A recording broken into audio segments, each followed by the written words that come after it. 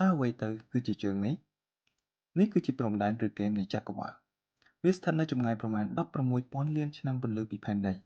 ហើយយើងនឹងមិនអាចចេញហួសពីដែននេះបាននោះទេតើហេតុអ្វីទៅនោះគឺដោយសារតែច្បាប់ដែនកំណត់ល្បឿនសកលដែលបានរកឃើញដោយលោក Albert Einstein ដែលបានលើកឡើងថានៅក្នុងចក្រវាឡនេះគ្មានរបស់អ្វីដែលអាចធ្វើដំណើរលឿនជាងល្បឿនពន្លឺបាននោះទេប៉ុន្តែមានរបស់តែមួយគត់ដែលអាចធ្វើដំណើរលឿនជាងល្បឿនពន្លឺបានហើយនោះគឺជាចក្រវាឡផ្ទាល់តែម្ដងករណីនេះហើយដែលយើងហៅថាការរីករាលនៃចក្រវាឡរបស់យើងគឺកំពុងតែ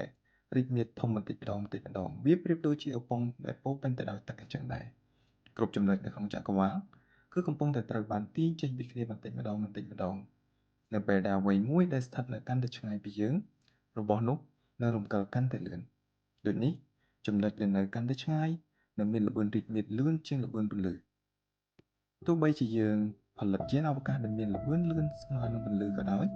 ក៏យើងមិនអាចតាមទាន់ហ្គេមនៃចក្រវាឡនេះបានដែរកុំថាឡើយនៅពេលនេះតែបច្ចេកវិទ្យារបស់មនុស្សលោកនៅមានកម្រិតឆ្ងាយខ្លាំងព្រំដែនដែលរីករាលមិនឈប់ឈរនេះបានបង្កើតឡើងនូវព្រឹត្តិការណ៍លោហៈធាតុវិទ្យាដែលហៅថា Cosmological Event Horizon ដែលហាក់ដូចជាព្រំដែននៃសកលលោកឬក៏យើងហៅថាជើងមេឃ